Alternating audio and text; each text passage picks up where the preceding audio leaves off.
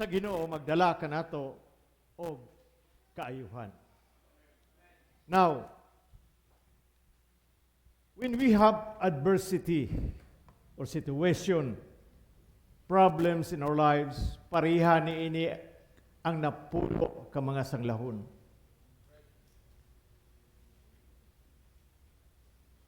Ang napulo ka sanglahon, pareha nato. Sometimes we are confused where to go.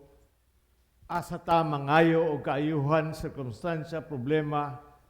Nga kini unta nga mga problema, magdala ka nato o kaayuhan sa atong tagsa-tagsa kakinabuhi.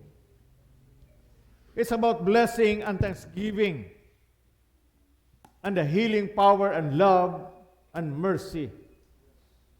Diha ka nato. In Proverbs 17, murag wa taka ko ang kaani atong kadjut lang. Proverbs 17 verse 17 usab nga nagingon, ang maghilagalaay maghigugmaay kanunay, ang managsuon magtinabangay panahon sa kalisdanan. Meaning, matan-aw nato kung kinsa gyud ang atong amigo, brothers and sisters in Christ. Panahon nga naatay sakit, naatay problema. Usahay natay mga amigo nga maayo lang na sila kung naatay kwarta. Pag wala na'y kwarta, biyaan ka. You will find truly kinsa ang tinuoray nimo nga igsuon. As we read in the gospel this morning, bahin sa Samarianhon o mga Hudiyo.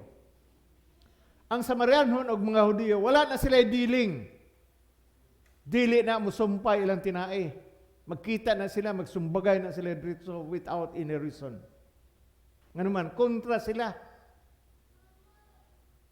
Both the Jews and Samaritans were hostile to each other. Sa atong sinultihan, dili pwede nga mag-abay. Sumbagay dayon ritso. Now, kini nga rare kaayo nga occasion, both the Jew and the Samaritan, rare kaayo ni nga sitwasyon. Nag-uban sila.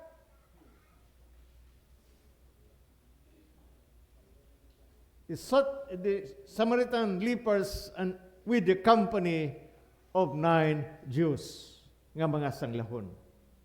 Parihagya po ni sa atong political situation sa atong nasod. Kontra niadto karon mag-uli. Walay kalainan. Ang ilang sitwasyon ug ang ato nakita nato nga di-drop their barriers.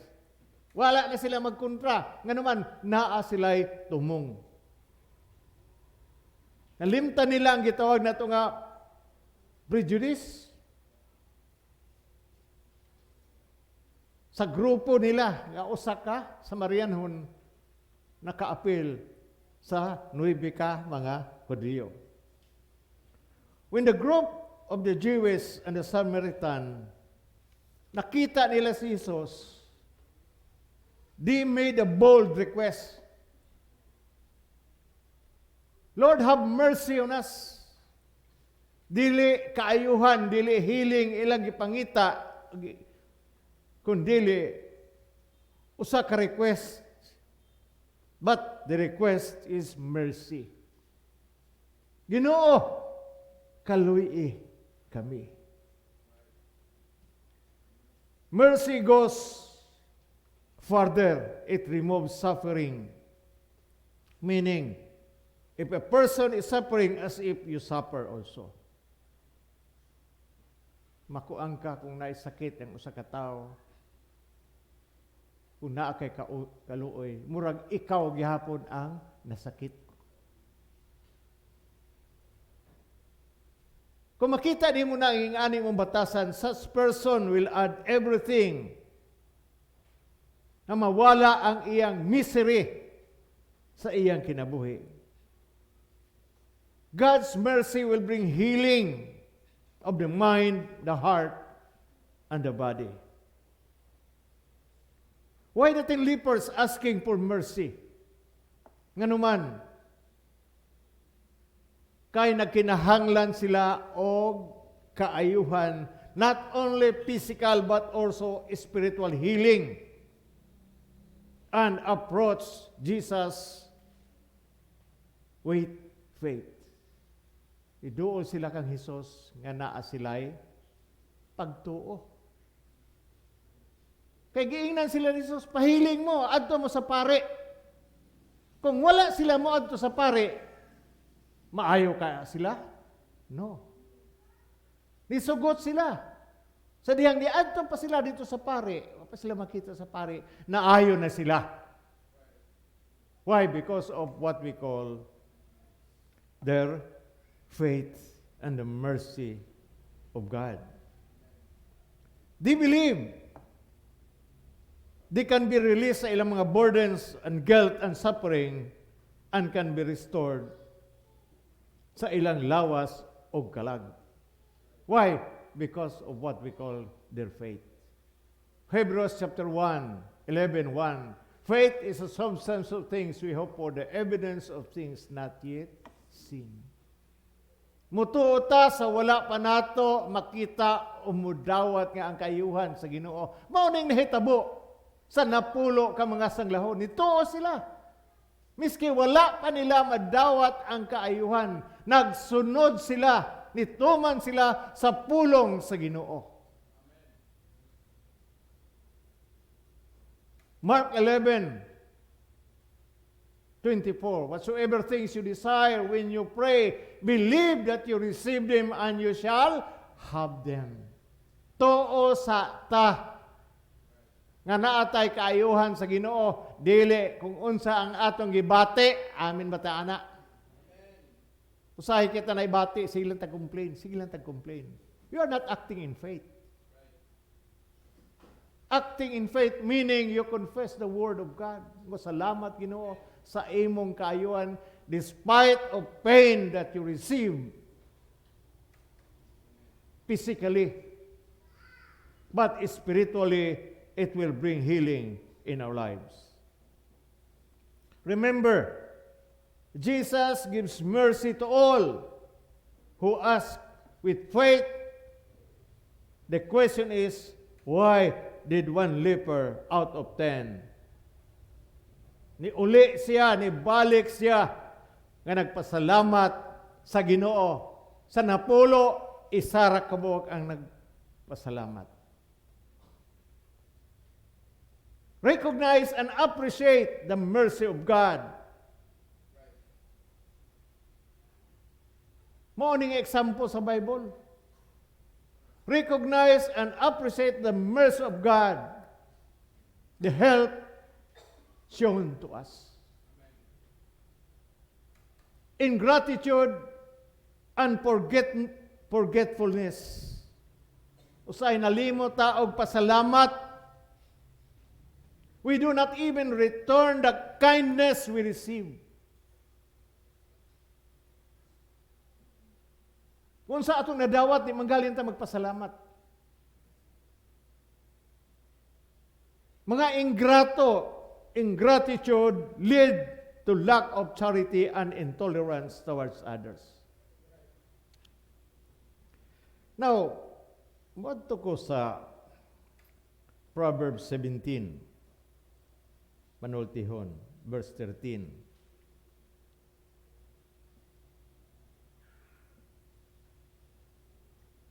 Kung baslan mo daotan ang maayo, ang daotan dili gayon mo biya sa imong panimalay. Kung baslan mo daotan ang maayo, ang daotan dili gayon mo biya sa imong panimalay. Na usa ka pastor o pare, di mo tuan niya kay dili ko numawang gipasabot. I-reason na lang nato ni. Meaning you didn't understand or naigo ka sa pulong sa Ginoo, mauna ang imong gitawag nga reaksyon.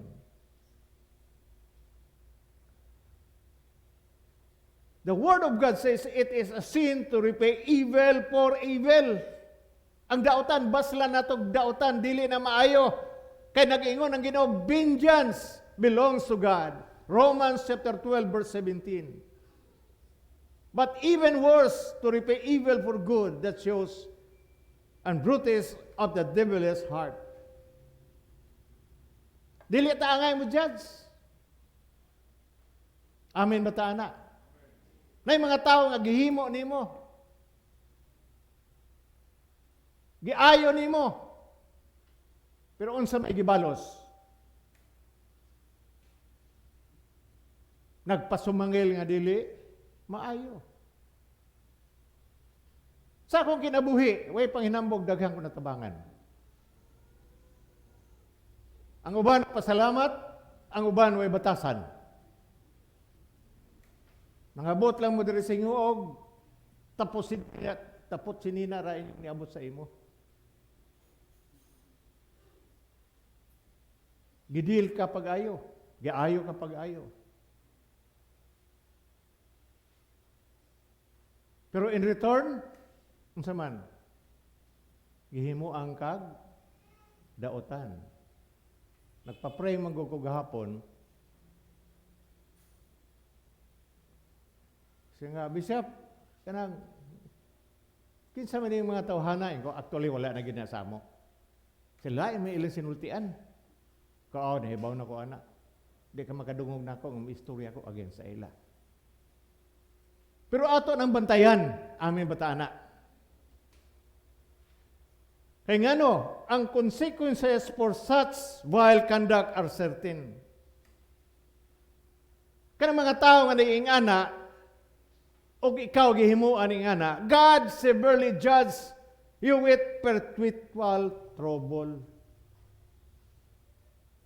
Dili mo undang ang kagubot sa imong kinabuhi. Maayo ka ang Ginoo nato, amin bata ana. Hello. Pero nga Domingo asa man ta? Nagpasalamat ba ta niya? This is hard word sometimes kang gisulti. Kaya sige kong suroy-suroy na ipare ng Bishop kanang wala ba na sila maanad, Bishop, sa sinultian nga medyo bugat? Kung kadugay nagmukaayo diri, gitahuran na lang mo, puro lang yapon lulugaw inyong kanon. Ako sa gigan. Kung nga na inyong sinultian, wala'y mabago ninyo. Kadaanhin ako, puro man sulid ako ipakaon ninyo. Sakitan gid mog tiyan, ngano man, wa man ninyo usapa. Amen ba ta ana? Wa ninyo usapa. Bisag dagko kay karne inyo nang tunlon kay mahugtan niya ka. So kung giusap nimo to, dili mag-react ang imong tiyan. Wa man nimo usapa, imong lang gitulon ritso. Kaya ka gusto makabati ana. God will severely judge with you with perpetual trouble. It is your duty and privilege to return goodness for goodness. Amin matana. Basla nato maayo ang dautan. Og ang maayo baslang gihapon nato og maayo. Dili ta mo nga maligsan ka pa unya diha. Because why? Because God is the judge. Ang Ginoo mo judge. Nabate ba ko ninyo nga gidaot ko, nagkomentar ko? Wala. Instead, Lord, bless them. Panalangin ni sila Ginoo.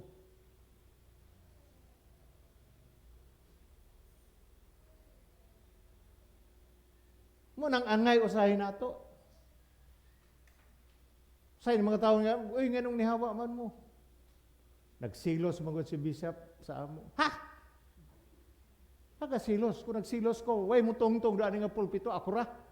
Di na ako na patungtungon si Padre Rex, si Padre Rasul, o mga dikon, o ang mga akulait nga magwali, o kada Sabado. Wa ko ma-insecure na. Malipay mamanggaling ko nga mulabaw na sila nako. Ugwali, nga maay man gina sila mangwali. Pero di mo malimot, ako gyapo obispo. Sa kung saan yung exhibition niya, ako inyo obispo, kung di ko tangtangon sa Ginoo, salamat. Pero tangtangon ko sa Ginoo, okay ra. Usa nalimot ba? Sa mga ingana nga mga sitwasyon sa atong kinabuhi. Now, we should consider all those have treated us well in our lives. Have we honor them? Nag-treat sa atong tagsatag sa kinabuhi nga maayo. Ato ba silang rewarded for their goodness sa ilang kamaayo? Now, we should consider those that have despised our goodness. In spite sa atong mga kaayo, sa atong isigataw sa uban nga mga tao, nga maayo kayo ta sa ila, nga nahimo kang tao, kiniabot ka diri sa hinguog. Wa ka mawil nun sa hinguog kung dili na ani nga simbahan. But in return, sa may inyong gibalos. Now, we should consider that those have despised our goodness, nga gibaliwala ang atong kaayo. Remember this, do not contemplate personal vengeance. Amin mataana. Ay paghuna-huna ng personal vengeance. Nga mapando kung ta ka. Maligsan kung ta ka. Do not do that.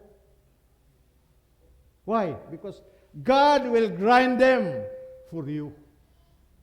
Ang Ginoo ang manimalos para sa imo, and the Lord grinds the best. Mugaling ang Ginoo the best nga mabalik anang tao nga nagpasipala nimo. But it is not our responsibility. It is the responsibility of God. Mo nagingon sa Proverbs 17:13. Ayaw basli ang daotan.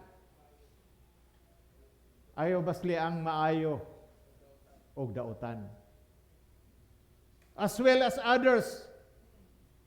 Daotan nga nahitabo. O niabot nimo complaining, grumbling, discontent, pride. The question nato karong kabuntagon, how often we are ungrateful? Kamo mga batanon, how often are you ungrateful sa inyong ginikanan?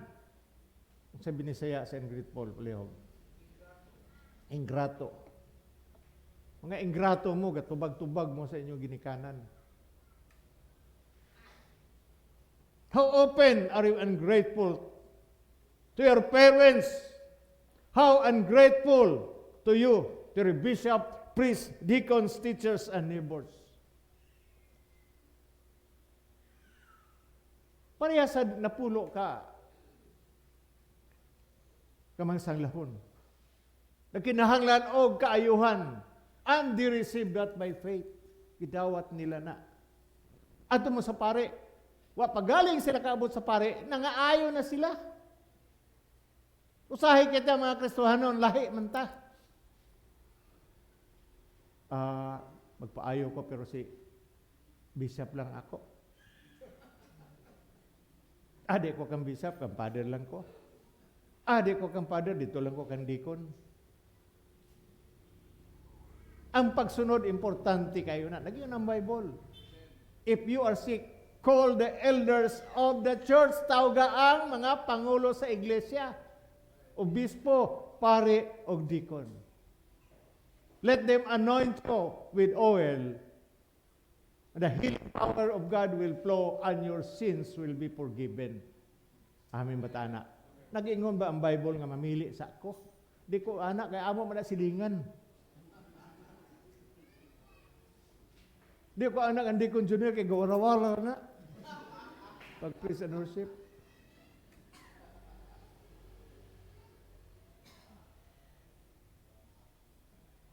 So man usay may tabo na to.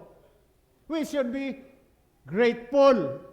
Papasalamaton ta. Ang atong ibasa sa Psalms ganito second reading, magpasalamaton ta kanunay sa Ginoo in good times and in bad times. Bad times may tabo, Lord, salamat nga ma-overcome na ako ni ang akong situation o problema. Dili ta magbaguto, unsa man ni kinabuhi ya.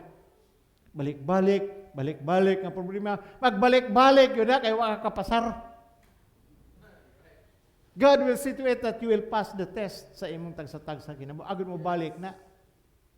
Agon usay bisag mo nang sige magkagbalik tayo. So pinimo ko nga tanan wa pa maghatag sa ili ikapulo. Ay ko ilara ninyo teng. Kanang gabalik-balik ba na? Kanang gareklamo, mo nang di mo hatag. Kaya idulot man na sa ilang tagsa-tagsa kinabuhi, sa ilang kuan, sa ilang kasing-kasing. That's why thankfulness ang pagka-mapasalamaton kinahanglan na ana nato. Labi nang natabangan ta sa atong isigataw, pasalamat lang ta. That's good for Him. Amin ba ta, ana? Sakto ra na sa iya. But for God, thanking God nga makita ta diri simbahan. Magsimba ta. Dili kay unsa atong pagabuhaton. Daghang kay ta sitwasyon nga makapaundang nato sa pagpangalagad sa Ginoo. Now this time kinakahinlan ta. Are we gracious and kind and merciful towards our neighbor? Sa ilang mga pagkinahanglan in their time of need and support from us, think of these things, the word that we hear this morning. Huna-hunaa nga papasalamaton ta kanunay sa Ginoo. Amin matana. Pasalamat ta. Hapit na moabot ang atong Feast of Christ the King. Siya ang hari sa tanang hari. Ako nag-ingon ko sa mga kongregasyon nga magpreparar gid ta. Nga ang atong presentation kinahanglan na ay excellence og na kay word nga lalimtan. Kanang basta excellence. Kay eksakto ang atong paghimuon, dili kay basta-basta lang ta naghimo ana. God is worth sa atong ginahimo. Now remember, pista sa ingo mo gasto ta. Kana hinuon ang November 20 is Feast of Christ the King. So na ko'y gi-assign. Mangaon gyud ta pista god. Wala na mga busog. Dili sala ang pagkabusawan ana during the time. Kasayloon ta sa Ginoo. Kaya nag-assign ako kung kisay magdala og litson. Amas Dave. Mamuli, inata. Maugyapon ta. Kay ang grupo diya sa Mindanao Ports, ila. Ang mga dikon og pare, basig piso.